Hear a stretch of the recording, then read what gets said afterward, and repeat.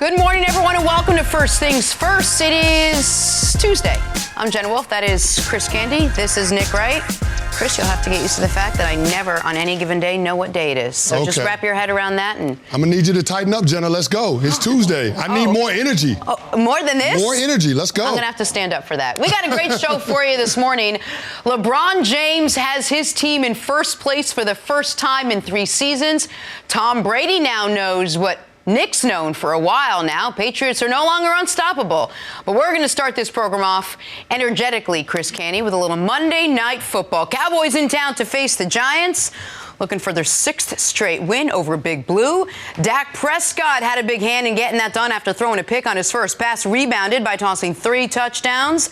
Zeke ran for a season-high 139 yards, and that defense got to Daniel Jones 5 times last night.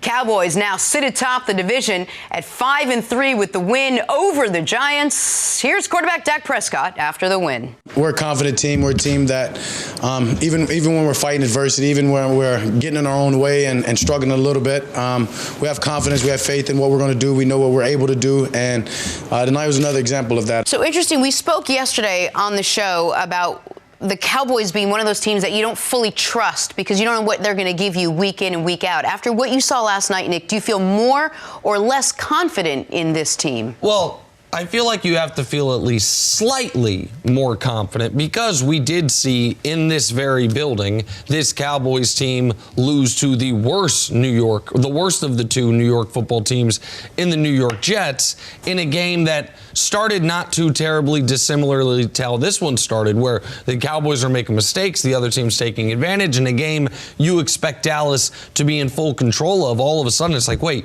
they're not only trailing, they're down 2 scores. But from the moment Dallas went down 12-3, from the moment, and I know a lot of people will probably make a bigger deal of this than I will, from the moment that black cat ran onto the field and paused the football game temporarily, the Cowboys were in full and utter control of this game. And most importantly, while I know if people didn't watch and you see the final score, you're like, oh, Cowboys damn near scored 40. You would think the offense was dominant. The offense was not dominant. Zeke was dominant. But that Cowboys pass rush and defense was exceptional. I understand the Giants are a unit that can be had up front, but after the Giants went up 12-3, what their offense did was three plays, 0 yards pick, 6 plays, 5 yards punt, 3 plays, 10 yards fumble, 2 long field goal drives, and then the final drive of the game of any substance where they ended up when Shermer gave up and punted the ball down 12 with 6 minutes left. So the Cowboys defense, led by that defensive line, stiffened. Zeke was outstanding. I don't think Dak was great, but he rallied from that first play of the game, which was as bad as a play could have gone to start a football game. So I don't have much more confidence in them after this week's win. But because of the circumstances in which it came, down 12-3, thinking, are we going to lose to both New York teams this year? Are we going to have that on our resume? I thought the way they played the final 2.5 quarters showed some resiliency and some things they can build on, most notably Zeke continuing to be great and that D-line with the addition of Michael Bennett wreaking havoc throughout the evening. Yeah, I don't give you points for showing resiliency when your offense decides that they're not going to show up for pretty much the entire first half, save the last 3 minutes of that second quarter. But in looking at this Cowboys team, I mean, you're absolutely right. The story of the night was the Dallas Cowboys defense. They got that red zone stop early after Dak Prescott inexplicably throws the ball to Antoine Bethea. You hold them to 3 points there. But, I mean, as far as the Dallas Cowboys offense is concerned, they could not have gotten off to a worse start. 2 turnovers and a missed field goal in 3 of their first 4 possessions.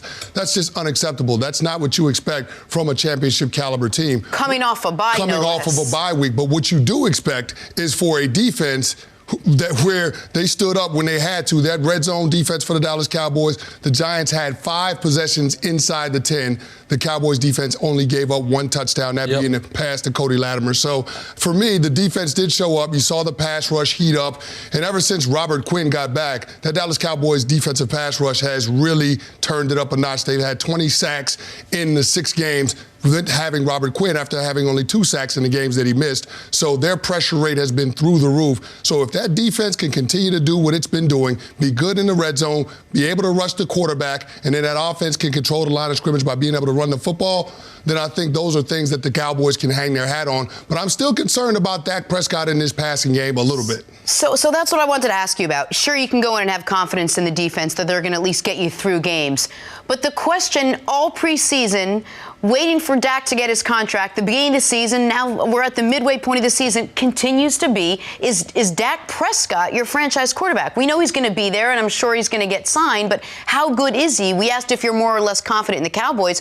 Are you more or less confident in Dak Prescott after what you saw? Listen, I have been for the last 2 years. Not the first year of Dak, I was too high on him, but for the last few years, I've been very consistent. Dak is who he is, and that is an above-average NFL quarterback. Anyone trying to act like Dak Prescott sucks is lying.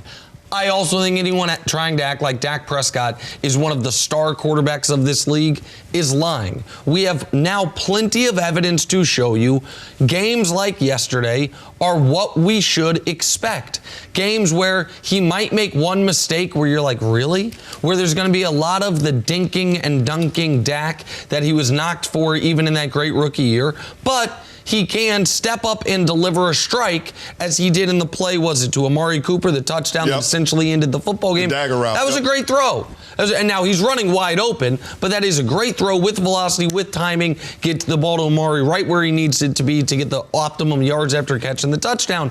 But that is the question, Jenna, for the Cowboys this year, because we know who they're going to have to go through. They're going to have to go through Russ and Aaron and Drew. And if you're going to beat those guys, you're going to need not just an excellent defense, not just a great running game, but your quarterback, even if he can't play those guys to a draw, he's going to have to play them close to even.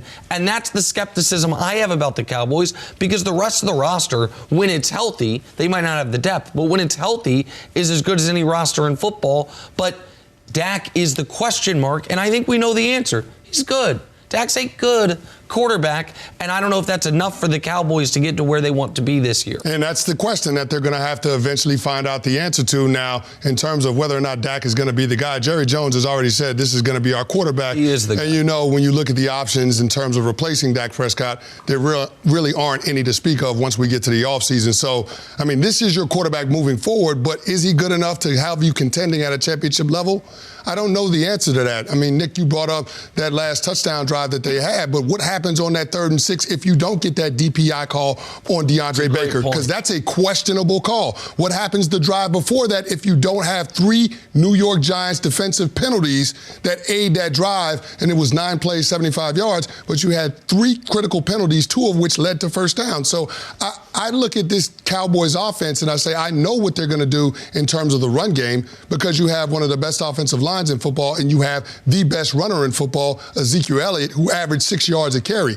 I just don't know what you're going to get from Dak Prescott on a week-to-week basis. And when you up the degree of difficulty in terms of playing against better defenses, I don't know which version of Dak Prescott is going to show up. And you mentioned the questionable DPI call, which was an enormous moment in the game, especially in conjunction with the fact that it came right after a questionable DPI non-call that Pat Shurmur emotionally challenged. Probably a bad challenge, but obviously it was defensive pass interference.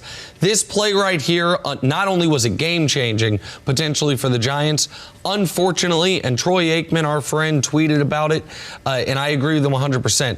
It's indicative of something we are seeing far too often on Sundays and Monday nights and Thursday nights, which is an absolute absence of any consistency on how the most crucial call in football, the only spot foul that you see called often in football, called defensive pass interference. If I'm a Giants fan, I'm beside myself that there was one obvious one that would have helped me that didn't get called, one very questionable one that kills me that does get called, and the only solace if you're a Giants fan is, you know what?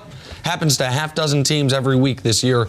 I don't know what the issue is, but I know it's got to get fixed before we get to the postseason. You can add that to a list of things that Giants fans are really upset about.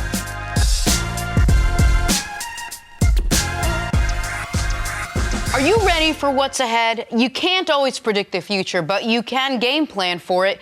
Generations of families and businesses have harnessed the power of Pacific to help them reach their unique goals. Whether you need to save money to meet your needs, ensure your family is protected, or make sure you don't run out of money, Pacific Life has a variety of financial solutions that can help. Pacific Life counts more than half of the 100 largest U.S. companies as its clients and has been named one of the 2019 world's most ethical companies by the Ethisphere Institute. Protecting what matters most to people for 150 years and counting, that's the power of Pacific.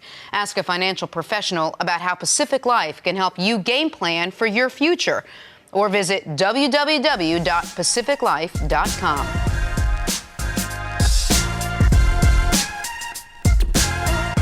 All right, here we go. A little Baltimore Ravens talk. You know something about this team, Chris, can't you? Just a little bit.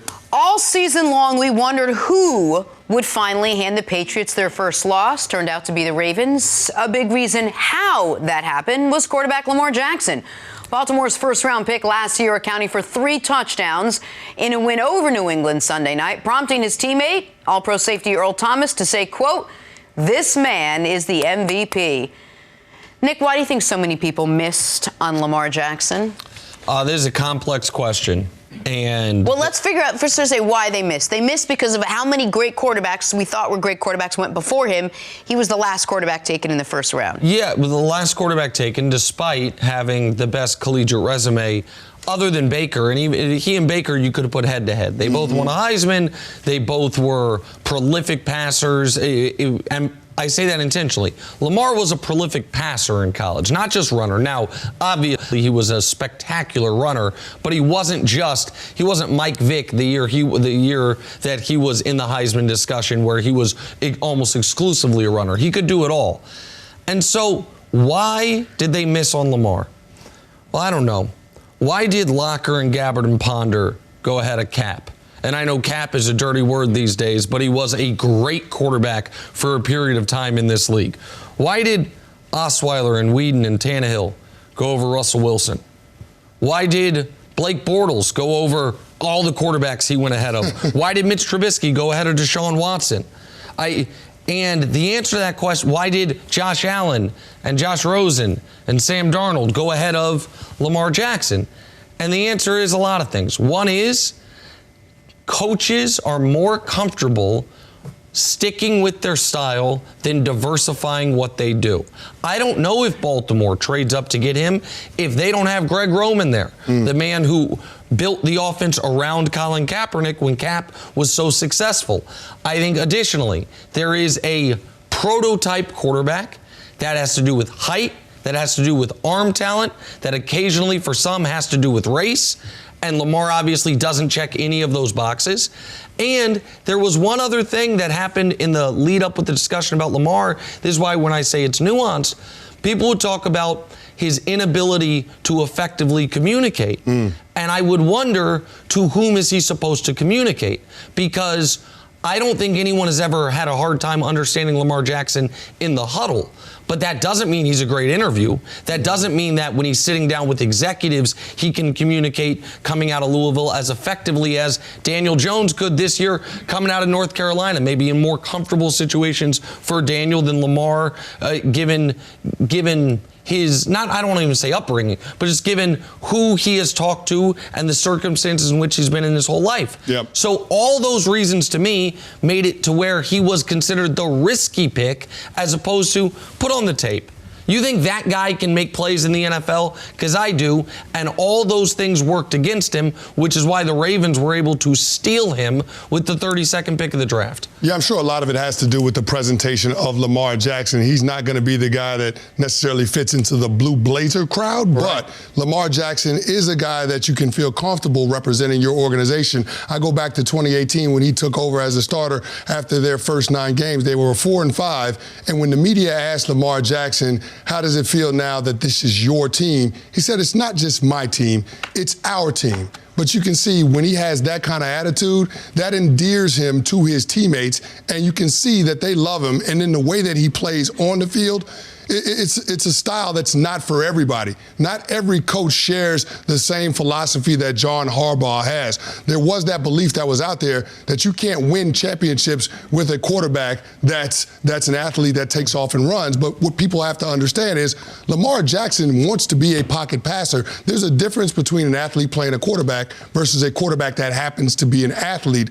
Lamar Jackson is clearly the latter, and when you look at his numbers this year, he's a lot more effective when he's playing from the pocket than he is when he's throwing outside of the pocket. And I think he has 5 times the attempts throwing the football in the pocket than he does outside of the pocket. So I think that there are some misconceptions about who Lamar Jackson is and the kind of game that he wants to play. And there's something to be said for how he spent his offseason. He wants to be a pocket passer. He spent this whole offseason really working on throwing the ball. He came flat out and said, I hate running. I don't want to run.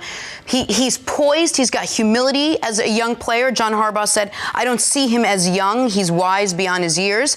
But if I could play devil's advocate for a second, I think part of the reason he did drop was because he was basically playing 2 positions in college. And I think a lot of NFL teams were perhaps a little, apprehensive about bringing someone in who wasn't just a pure quarterback, even if he was a better runner in college than he was a thrower. Right, the only issue I have with that is, if we want to say he played 2 positions, he played them both at an A+ level. Every year in this league, we have quarterbacks who don't even play their one position quarterback at a B- level that somehow find themselves as lock top 10 picks. I mean, the same draft as Lamar Jackson. Let's just remove running from the equation entirely. Let's show the number 6 pick of the draft compared to Lamar and what they did their last 2 years of college. That's Josh Allen, that's Lamar. Josh is playing at a small school in a nonsense conference. And Lamar has him crushed in everything. None of that. I mean, you do see the rushing yards there, but you can X that out. All the other passing numbers, he has him killed.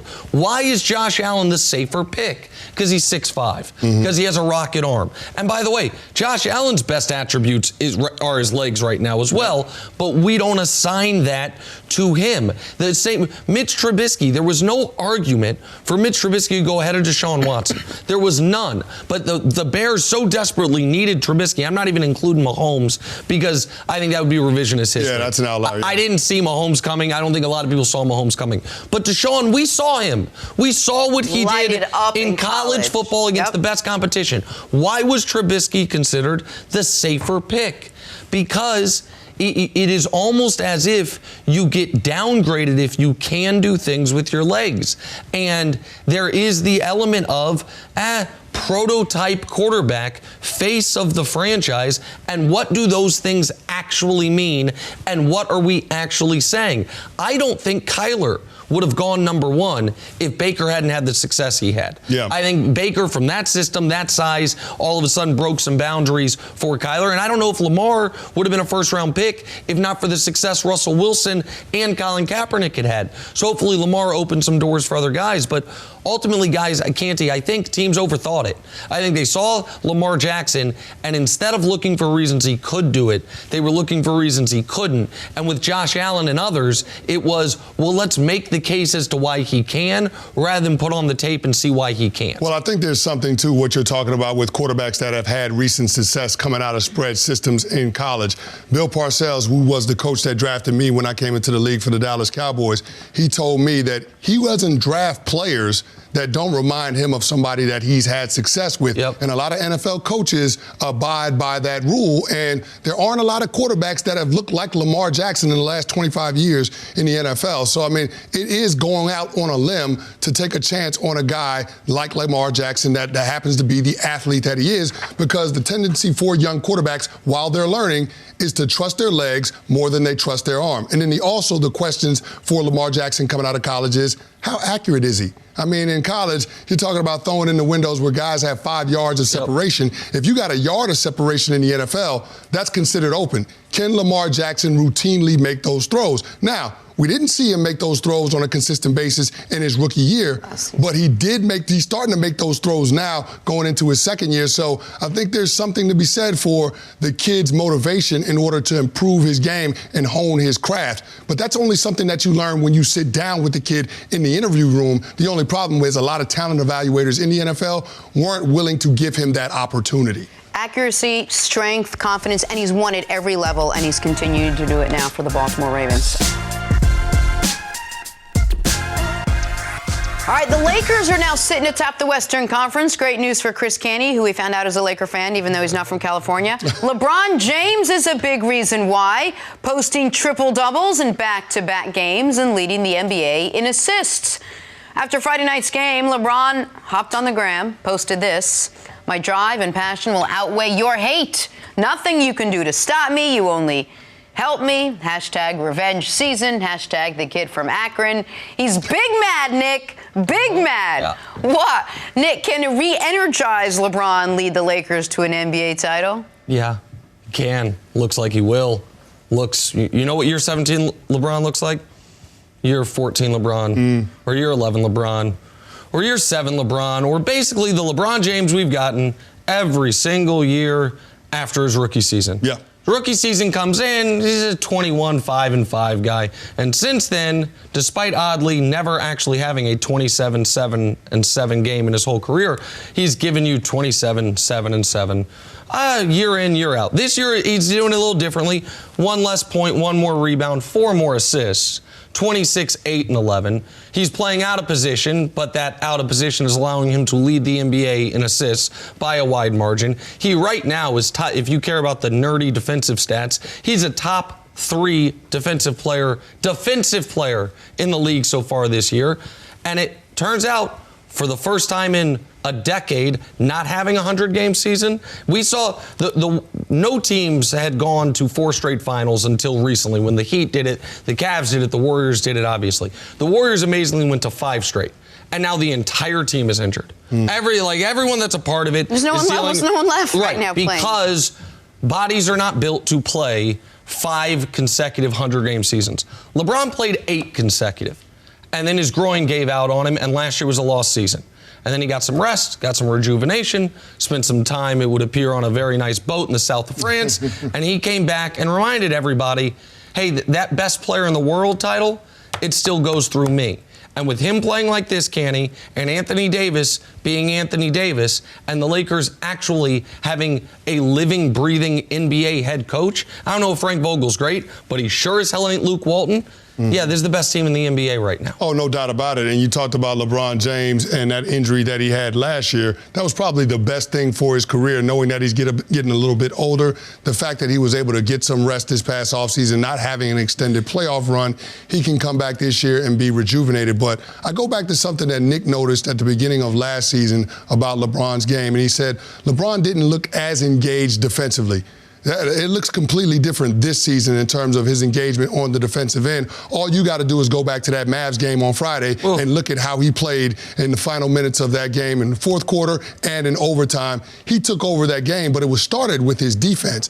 The fact that he set the tone for that team and that they've embraced defense as being the identity for them, I think that's going to bode well for them, because at the end of it, I think it will be the Lakers and the Clippers. We know the Clippers can play lockdown defense, but I think that this LeBron James, if we get this version of him the entire season, especially on the defensive end, I think this Lakers team is right there. And ultimately, when you look at the star power, I trust LeBron James and Anthony Davis a little bit more than I trust Kawhi Leonard and Paul George. But Nick, this is almost like LeBron, I don't want to say 2.0, it's like 7.0, if you will. He leads the league in assists, so he's obviously just altered his game a little bit. Yep. He's playing defense for the first time in a long time, and he's actually enjoying playing with the people around him.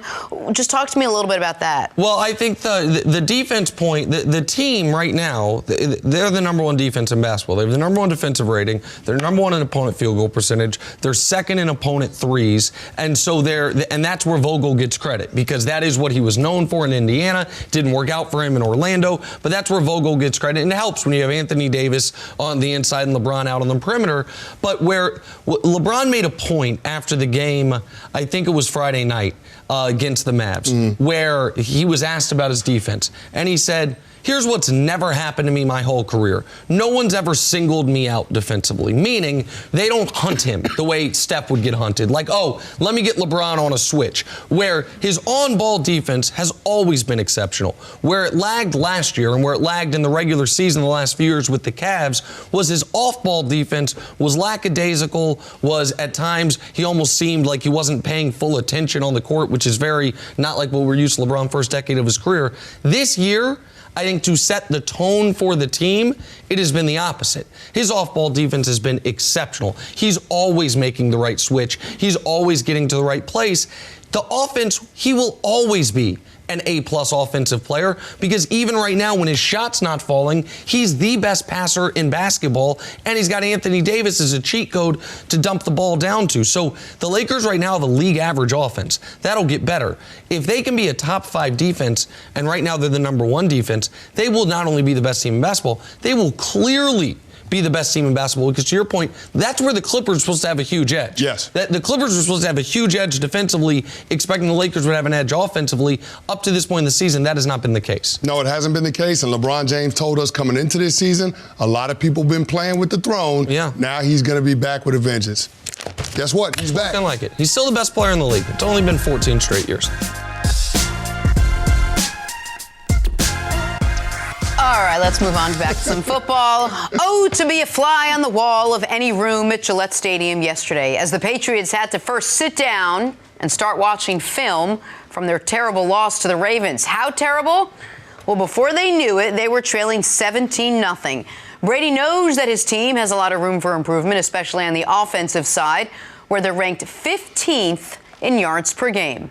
All right, Chris Canty, let me ask you this, and I'm not going to be dramatic when I ask you, but after what you saw on Sunday night, after what you've been seeing leading up to Sunday night, should the Patriots still be the favorites in the AFC? Yeah, they should be the favorites. They've gone to 8 straight AFC championship games, so until otherwise noticed, I'm going to bet on Tom Brady and Bill Belichick being able to find a way, especially knowing that they have a pretty good defense. Now, I do believe that defense ran into a bad matchup in the Baltimore Ravens, but by and large, I think that defense is closer to what we've seen in the first 8 games of the season as opposed to what we saw on Sunday night. Now, what Brady's talking about with their approach, he's absolutely right. They do have things that they have to work on, and they don't count their wins before they go out there and play the game. And he actually went on to say in that interview that when you win, everything is great. But that's not really the case. That's what everybody outside of the organization is saying, just because winning is the ultimate deodorant. But Tom Brady and that group, they know that when they win, there are still things that they have to work on. There are still things that they need to improve. And that's from their head coach, Bill Belichick, who constantly preaches improvement to his team. Everybody do their job. We heard Bill Belichick after the game talk about, we didn't do enough to deserve an opportunity to win that football game. This is a team that's always going to be focused on improvement. And if you focus on the process rather than the result, at the end of it, you're going to like where you end up. With respect, I agree with the end of that. I totally disagree with the beginning that they should still be the favorite because of what they've done over the last decade. What they've done this season is right now they look like the 3rd best team in the conference. And they are great at dominating inferior competition. Great. No team is better over the last 20 years at not beating itself, at letting the other team beat themselves before you even have to do anything, all of it. But in the playoffs, you got to beat real teams. And Baltimore this year has beaten Seattle and New England. Kansas City this year has beaten Baltimore and beat Minnesota with their backup quarterback. New England's best win is Buffalo. New England, I need to see them beat the type of teams they are going to have to beat to make it to their 4th straight Super Bowl in order to believe it. And right now, we know they don't have faith in their special teams. They don't have faith in their special teams coverage, but by special teams, let me rephrase it. They don't have faith in their kicker. Yeah. They have had 25 uninterrupted years of Hall of Fame kickers. Vinatieri to Gostkowski with, I think, a dozen games missed in total over that quarter century. Now they're on their 3rd kicker this year. They're on, Nick Folk now? Mm-hmm. And I don't know if he'll make it to the end of the year. Hell, if Vinatieri gets cut by the Colts, maybe they'll bring him back? his senior citizen self back. Brady's right. about their offense. The numbers are right. Every number other than points per game, which is inflated because of the defense, says this is an average offense, and the eye test says this is an average offense. But the most concerning thing to me, Canny, from the Ravens game is that defense that I have been saying, well, not I've been saying, the numbers have been saying, was historically great through 8 games, was getting gashed repeatedly. And that, to me, does raise some questions. How much of the defense was a product of playing a bunch of learning, if not incompetent, NFL quarterbacks? So if Baltimore were to play them on a neutral field, I would favor Baltimore. If Kansas City, especially now that Chris Jones is back and the defense looks different, if they have a healthy Patrick Mahomes and they were to play them on a neutral field, I would favor Kansas City. The Patriots obviously can get there, but to me, they're not the favorites in the AFC anymore. Well, I hear what you're saying, and I'm not giving the Patriots some lifetime achievement award based on what they've accomplished. I'm just saying, based on the history, I know the mentality and how they're going to approach the season, particularly the second half of the season. Now, last year at the end of the season, they had a couple of bad losses. They lost on the road to Miami. They lost to Pittsburgh in a game where they only scored 10 points, and everybody wanted to leave the Patriots for dead and said that offense couldn't figure it out. And guess what happened? Bill Belichick and Tom Brady figured it out. They morphed into an offense that had 2 backs in the backfield, ran a lot of lead plays. They led with the ground game, and that ended up propelling them to a championship. I'm looking at this from the standpoint of Bill Belichick is still trying to figure out what his offense does well, what they don't do well, and then try to major in the things that his team is strong at. They still don't have an identity on that side of the ball. But what has saved them thus far this season has been the defense and the level that they've played at. Now, every offense is not going to have what the Baltimore Ravens offense has in Lamar Jackson, so that's to their benefit. The Patriots still have the #1 seed in the AFC. All right, so they still have an opportunity. They still play in the AFC East. Yes. So there's very little competition. I mean, you see Buffalo, they'll probably be a wild card team, but we don't think Buffalo is going to threaten for the division. So this Patriots team still has time to figure it out. And then, oh, by the way, we'll see what happens as they continue to get healthier. And by the way, I want to make this clear. I still think they'll be the 1 seed. Okay. I think even if they lose 3 out of 5 of this 5-game stretch, as I said last week, I think they will. I don't think anyone gets to better than 13 wins in the AFC. And so I still think they're the 1 seed. I think they can be had at Gillette this year. I think this is the worst Pats offense we've seen since the Matt Castle year, since the year Tom Brady was not the quarterback. Back here, first things first, we're now joined by senior Yahoo Sports NBA writer Vincent Goodwill. Welcome to the show, Vincent. It's great to see you. Glad to see Nick's hair, mate. Glad to see he grew it in the off-season. In your off-season, he grew some hair. Last time I saw it, my hair was your length, and now it's grown out. Good to see. And you were just starting to grow up, but the product hadn't hit in yet. The product? The product, yeah. There's no product in this hair, man. I don't get what that means, but it's real hair having sit next to him. Once it's on your head, it's real. Oh, wow. Wow. I'm here with this painted-on hairline. All right, Vincent. Unbelievable. Here we go. Playing no games. James Harden put up 44 points last night in a Rockets win over Memphis. That win following a 29-point blowout loss to Miami on Sunday. Harden leads the NBA with 36.6 points per game. One of the questions coming into this NBA season was about how Harden and Russ would fit together. While Russ didn't play last night, the two seemed to be making it work. Here's their head coach, Mike D'Antoni, after the game on his team's energy in last night's win. Better. I mean, we're better than this. And we got a lot of higher aspirations in the way we're playing right now. And we're not playing very good. And that's just the bottom line. It's not even good enough. But I know our guys will rally and they'll get it together, but it needs to be done sooner than later.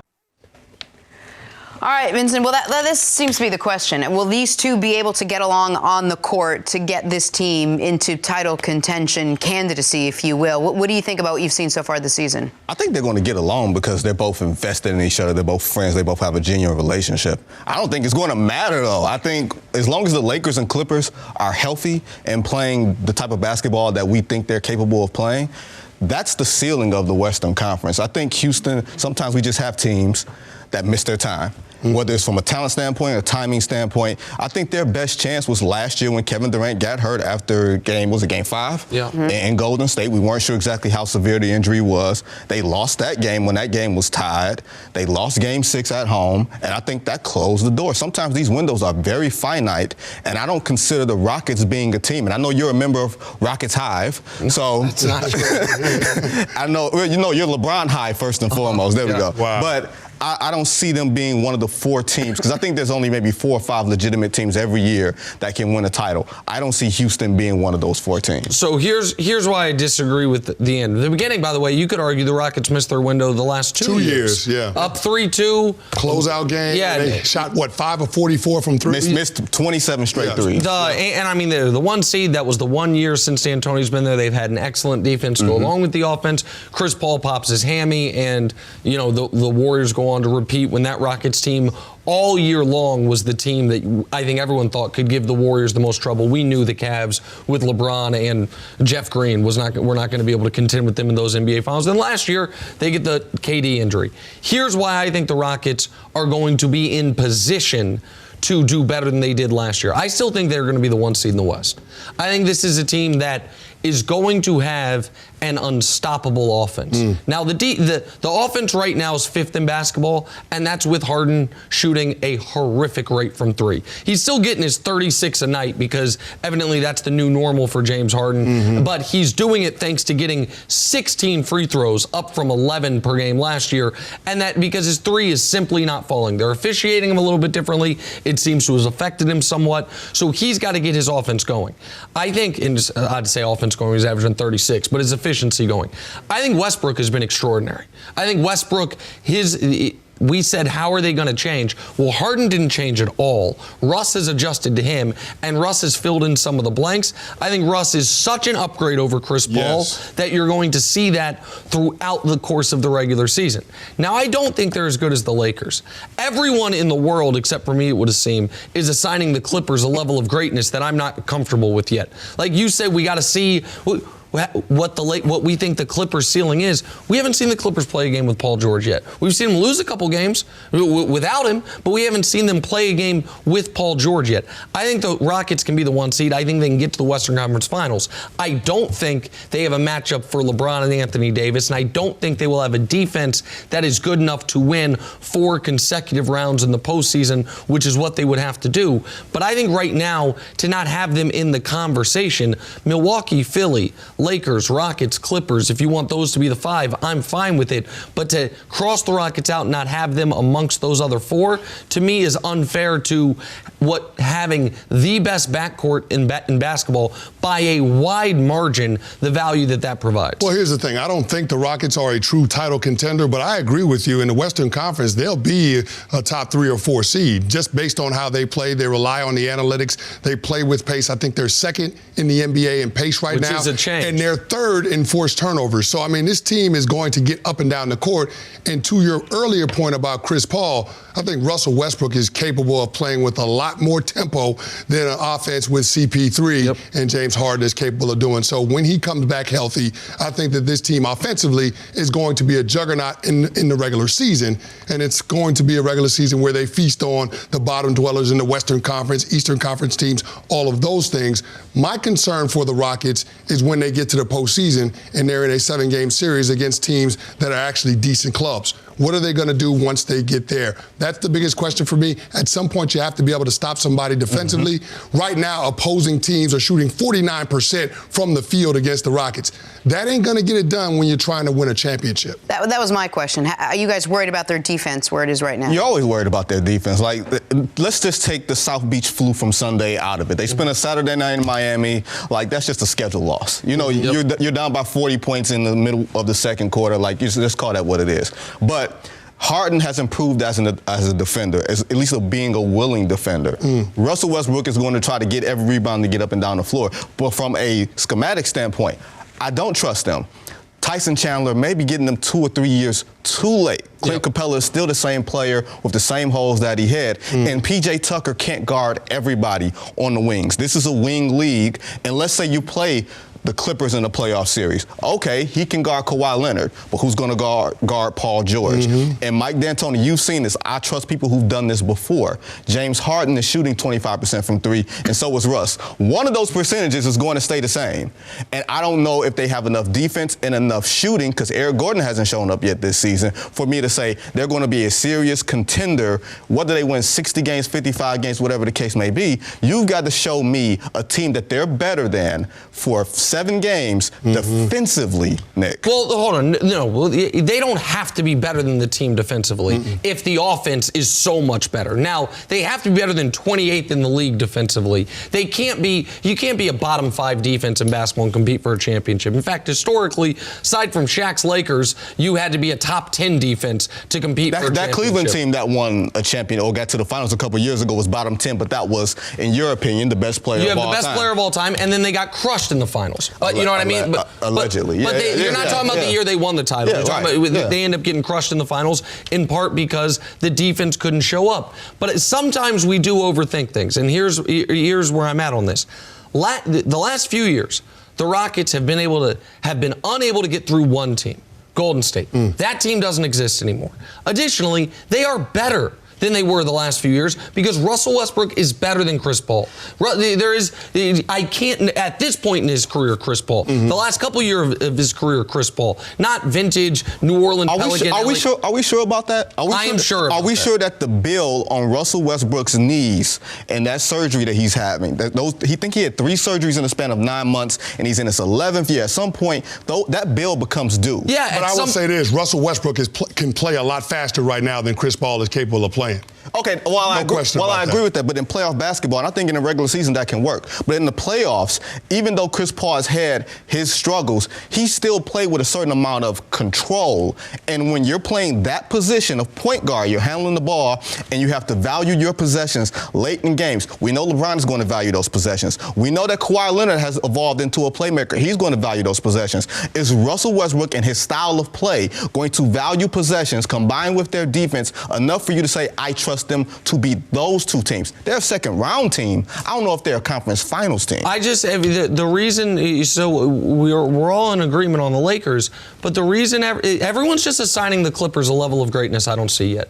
Listen, Kawhi has been sensational in the fourth quarter when he's not taking games off, and he's been, now, by the way, if people care about these things, it's shocking how this happens. Kawhi, because he has taken on a playmaker role, because he does have to be that team's offense, his defense is not what it once was. By the way, that's how it works for everybody. Once you have to give full effort on the offensive end, your defense lags a little bit. Everyone just says, oh, Kawhi and Paul George are going to fit together seamlessly. That team's going to be awesome. Paul George had surgery on both shoulders. Who did that ever hurt? Let me just see it. Let me see them be. We've seen the Lakers now. They're awesome. We know the Rockets offense can score 160 in a game. We know what Milwaukee and Philly is. Let me just see the Clippers. The Lakers have holes too. How can you ascribe when their when point guard play, and LeBron can't play point guard for an extended stretch of time, and LeBron will be 35, and as someone who's turning 35 in a month or so, you feel it. Yeah, I don't think LeBron's aging the way you and I are.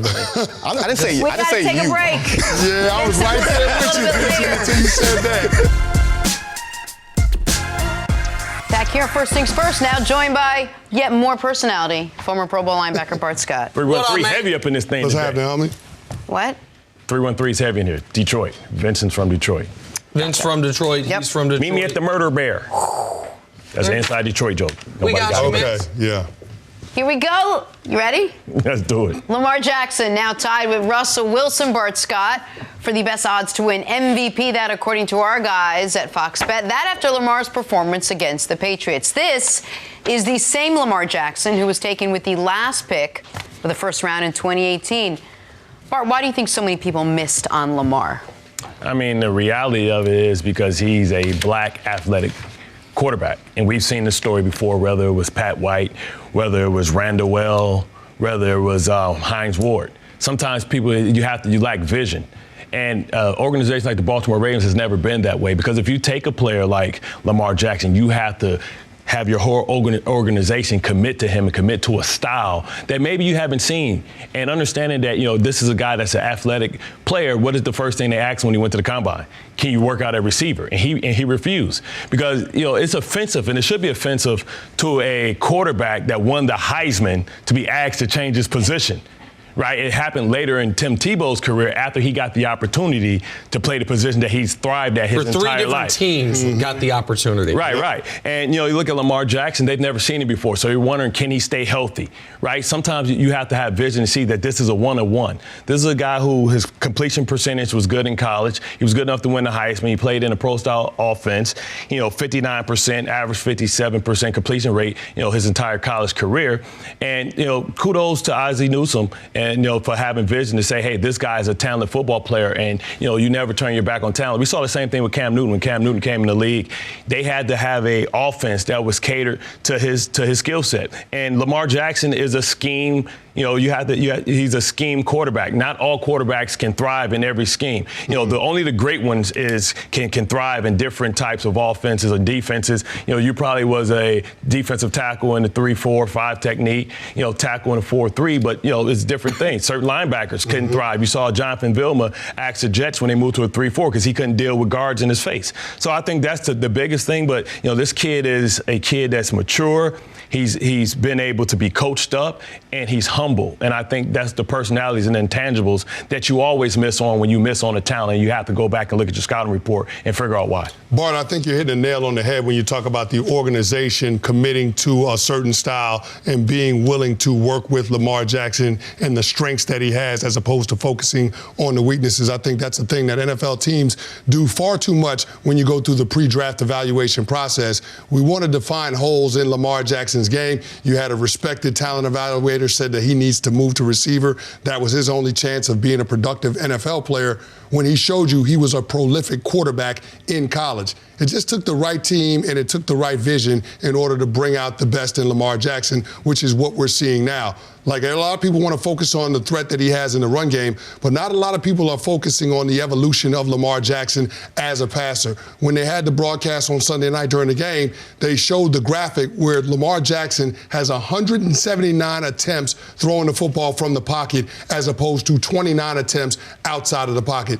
Yeah, Lamar Jackson can run, but Lamar Jackson is not looking to run. He's a quarterback that happens to be an athlete, not the other way around. And I think that's what people need to realize about this kid, and that's why he's catapulted into the MVP conversation. John Harbaugh and Greg Roman, their staff, has done a great job of building an offense around him, building that run game out, but also allowing Lamar Jackson to have opportunities in the passing game with throws that he's comfortable with. A lot of them intermediate to deep throws in the middle of the field, utilizing those 3 tight end sets, making sure that Lamar Jackson is put in a position where he can do what he does best. And that's why the Baltimore Ravens are having success, and that's why they pulled up the upset against the Patriots. And I want to elaborate on the first point you made, which is you can't have this conversation honestly if you're afraid to touch on the racial component of it. Right. And I know some people get more offended by the discussion of racism than actual racism. So for those people, it's going to bother them for a moment, but we'll deal with it.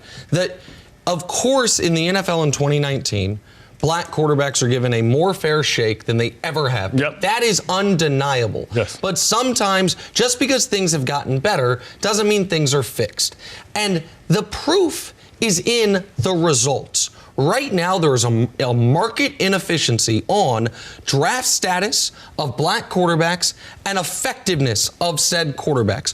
Russell Wilson was available in the 3rd round. Colin Kaepernick was available after Locker, Gabbert, and Ponder all went. Lamar was available after 4 other quarterbacks went in the 1st round. Deshaun Watson and Patrick Mahomes were available after Mitch Trubisky went. Now, there are a lot of obviously great white quarterbacks in the league. You know where the ones drafted in the last 10 years almost all went in the draft? Top 5. Mm-hmm. Those quarterbacks, if you have any chance, go grab them. You can find value on the overlooked black quarterback still. Dak Prescott, I didn't even mention him. Dak Prescott's available in the 4th round. Now, we've moved forward because you mentioned that Lamar, even though he won the Heisman, was asked to change position. Charlie Ward won the Heisman, was told, change sports. You got to go play basketball. So we are moving in the right direction, But you look around the league right now. Who's your league MVP candidates? There's Rodgers, of course. He's played great. Who are the other ones? Deshaun Watson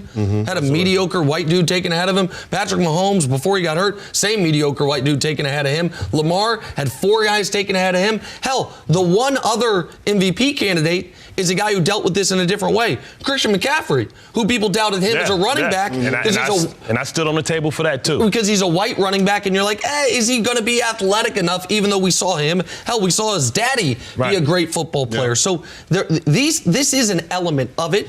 And one last point, just quickly. I want to make this clear. I don't think Lamar's a finished product. I don't think Lamar is a sure 10-year superstar. But the idea that people doubted whether or not he could even comprehend a playbook, communicate in and out of the huddle, those are dog whistles that we've heard for a long time.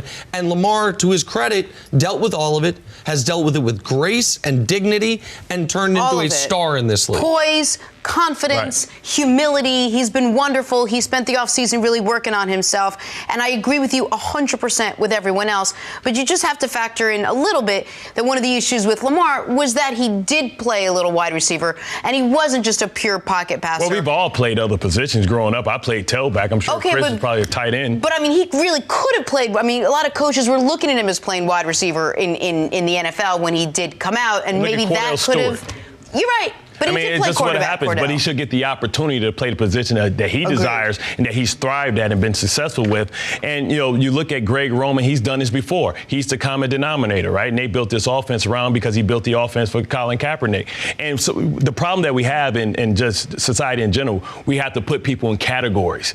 And you can't just put people in a box because nobody's one of everything. And people can evolve and grow into the position as well. And I think the takeaway is what you said is that coaches are starting to scheme for quarterbacks coming out of college as opposed to trying to fit them into their already established system. And all that's going to do is lead to us opening the door for more quarterbacks. It's what good coaching is. Taking the unmolded clay and saying, how can we make it the best version of himself rather than the best version of what I'm familiar with. Shout out to Randall Cunningham, because I think he paved the way. Michael Vick set us back a little bit because he was an athlete that never evolved because he didn't put the work in. Doug Williams, man. Doug Williams. I'm just going. He wasn't athletic, though. We got to take a break. That dude.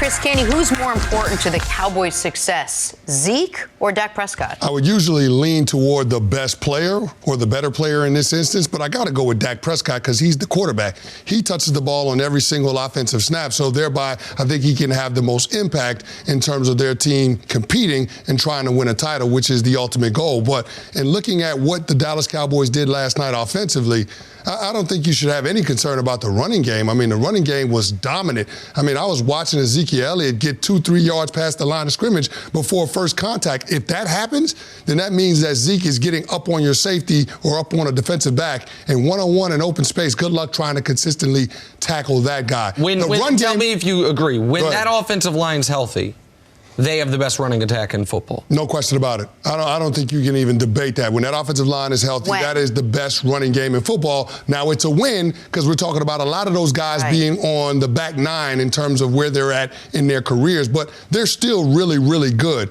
The only question is, can the quarterback come to the party consistently? And based on what we saw for the first half from Dak Prescott, I mean, it was ugly. It was ugly, Jenna. There was no other way to frame it. I mean, until the black cat crossed the field, I mean, it was all bad for Dak Prescott. I mean, the first play of the game, he throws the ball to Antoine Bethea. Antoine Bethea don't play for the Cowboys, he plays for the Giants. So, I mean, it's a situation where there are some decisions that you cannot explain that Dak Prescott makes, and you see it way too often. So I'm just looking for this team to put it all together against a quality opponent. To this point in this season, they haven't done that. Zeke's the most important player to the Cowboys being in the playoff picture. Dak is the most important player to them having any chance of success once in the postseason. If Zeke weren't there, this Cowboys offense would be a bottom 10 offense in football to my eye. I don't think they're good enough in the passing game to overcome if they just had replacement level running back play, even with the outstanding offensive line. So Zeke can get you to the party. But who's going to take you home? It has to be Dak. So I agree with you. Like, the question mark for the Cowboys and the reason, it's not just because of the star on their helmet and their most discussed team. The reason we spend so much time talking about Dak is his level of play has as much of an impact on a team's ability to either win the Super Bowl or miss the playoffs outright as any player in the league. The Cowboys defense is good and appears to only be getting better. You mentioned since Robert Quinn came back how much better the defensive line has been, and Michael Bennett, couple penalties notwithstanding, his impact was felt instantly. Tank Lawrence playing like he's finally over that off-season shoulder surgery. Byron Jones, after a rough very beginning to the season, has played a lot better. Yesterday, they didn't have Leighton Vander Esch. Didn't matter. Old man Sean Lee dusted off, played a few snaps. He didn't play great, but they have enough depth there along with Jalen Smith. We know what Zeke can be. We know what the offensive line can be when healthy. The wide receiving core is good, if not elite, but good with Cooper and Cobb. I don't care about Witten. It's about Dak. If Dak can play the best quarterbacks in football, not to a draw, but if he can give you 80% of what Breeze or Rodgers or Wilson are going to give you in a playoff game, then the Cowboys can beat those teams. By the way, that's what happened in the playoff game last year. The Seahawks had the handcuffs on Russell. He wasn't able to do that much. Dak played him close to a draw, and the rest of the Cowboys were flatly better than the rest of the Seahawks. That's the question for the Cowboys. So he's the most important guy. Zeke doesn't have to take a leap. Dak's the one that has to take a leap to get to the level we're talking about. But you answered it before perfectly. We know the answer to Dak. We keep trying to change the question, but we know the answer, and the answer is it's because we don't know the answer. The fact that we keep asking who is Dak Prescott now this far into his career, we all sort of know it. I mean, he hasn't been signed to his long contract yet, but he will, and he probably will always be that. But it's interesting that we've spent so much offseason, so much preseason talking about Zeke and Cabo and will he sign and what an integral part he is to this offense and how this offense will only succeed if he's back there.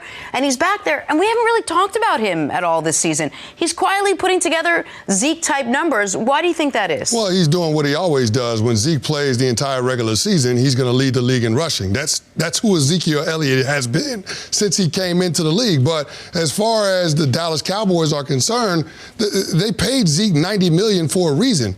They paid him that money because they think they're right there in terms of being able to win a title. You don't give a running back $90 million in today's NFL if you don't think you're going to get some kind of return on that investment. You're talking about the position that probably has the shortest shelf life of any position in the league. So, yeah, the Dallas Cowboys believe they can get it done, but it all depends on what Dak Prescott is bringing to the table. And they're about to pay him, and to your too. point, Jenna, if you keep having to ask the question about whether or not you got a quarterback, then the answer is probably that you don't have a quarterback that's capable of competing at a championship level. But Dak Prescott is going to be the starting quarterback because you don't have any alternative. The hope for Jerry Jones and Jason Garrett is that Dak Prescott in year 4 can grow and be better than Dak Prescott has been in his first 3 years of his career. And it's not crazy to think that because he's getting more experience. He should be able to have more answers in terms of what defenses are trying to do to neutralize him. They're thinking that he's going to continue to improve as a player. The only question is that improvement going to come quick enough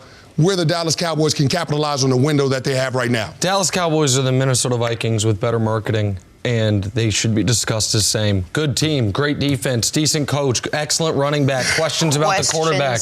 But the quarterback in Minnesota is a lot further along than Dak Prescott. Okay, sure. His cement is dry, so to speak. And Dak could still evolve.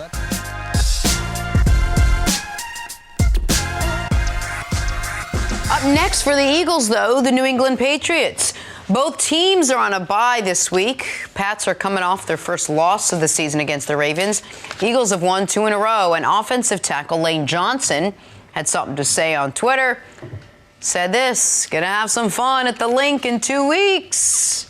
All right, Chris Caney, what's your reaction to Lane's tweet? I don't like Lane Johnson poking a bear. We know how good Bill Belichick coach teams are coming off of bye week. Exactly. I don't think that's the tone that you want to set if you're Lane Johnson. But listen, this is a Philadelphia Eagles team that's been, before the Chicago game, they spent 3 games on the road, so they're finally coming back home. They had a big win against the Bears on Sunday. So I think that this is a team that's trying to figure out, trying to right themselves, trying to find themselves themselves as we move through the middle part of this season. We talked about them not having an identity early on and struggling, and then trying to come up with wins in gotta-have-it situations. But then they had some rough losses, latest being the one to the Dallas Cowboys down in Jerry's world. Now they're starting to try to feel good about themselves, but I don't know if Lane Johnson needs to take this tone with a Bill Belichick coach Patriots team. Listen, this Eagles team, ever since they beat the Patriots in that Super Bowl, they have created a Patriot-Eagle rivalry that doesn't really exist. If you remember, it was Lane Johnson, right? Saying, I'd rather win one Super Bowl having fun than a bunch of Super Bowls the Patriot way. Lane's come on this show talking about that he believes he's the best right tackle in the entire NFL. Hadn't played like it this year, but we had seen a few years ago he showed that ability. This is in character for Lane Johnson. I don't think it helps him. I don't think it really hurts him. I think one of the reasons the Patriots are great is they are at peak preparation, near peak motivation each and every week. I just think it's a bad look. Like, you're not the big bad bullies anymore. While the Patriots are coming off one bad game, you've had half your games this year have been bad games. Even some of your wins, they've been like that Washington game I was talking about. They didn't play great in that football game.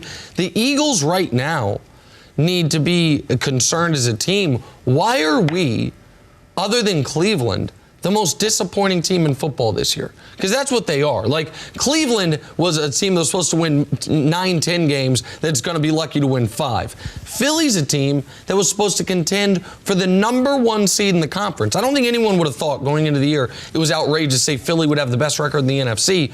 Right now, 1, 2, 3, 4, 5, 6, 7, 8. There are 8 teams in the conference with a better record than them. The Cowboys are good, but not great. They're looking up at the Cowboys all year. So him acting like, oh yeah, we've got the Falcons coming into town. No, you don't. And by the way, when you did play the Falcons, you lost that damn game. The only game the Falcons have won all year long. And not to mention, they just lost their wide receiver for the season. It's not like they've got an influx of talent coming in where suddenly they're going to be rejuvenated for this Patriots team. No, it's a fine line between trying to instill confidence in your team and letting your teammates hear you say something like that, as opposed to, having this false sense of who you are as a team. The Eagles have been up and down inconsistent. I think a large part of that has to do with a lack of leadership in that locker room. And you heard some rumblings that guys that were on that championship team 2 years ago might be satisfied with what they've accomplished. But to Nick's point, the Eagles were one of those teams that we were looking at as title contenders,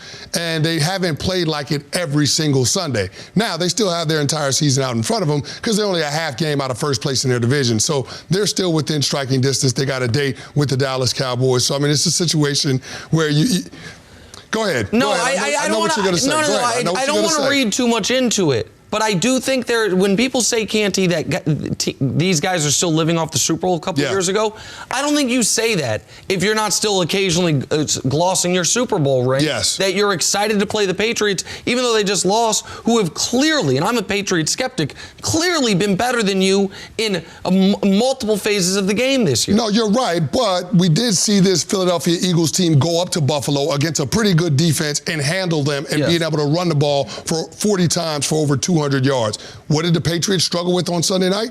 Struggle with the run game. They couldn't stop Baltimore Ravens. So the Eagles recognize that they can present that problem to that Patriots defense. And if you can do that, then you'll give yourself a chance to be competitive, and you have to feel good about being at home off of a bye week. So I think that's where this confidence is coming from Lane Johnson. I just don't want to hear about it, because we know what this Patriots team is. We know that they usually respond after a loss, and they usually play well after a bye week. Belichick is 14-5 in his career as a head coach with his team coming off of a bye. So you know they'll be coached up. This is going to be a huge challenge for a Philadelphia Eagles team, and we just don't know what version of the Philadelphia Eagles we're going to see once we get to that game 2 weeks from now. Thank you for listening to the First Things First podcast. Remember, leave us a review and tell us what you think. Subscribe to the podcast on Apple Podcasts and catch us on FS1 Monday through Friday, 6:30 a.m. Eastern. For Chris Carter and Nick Wright, I'm Jenna Wolfe. So long, everybody.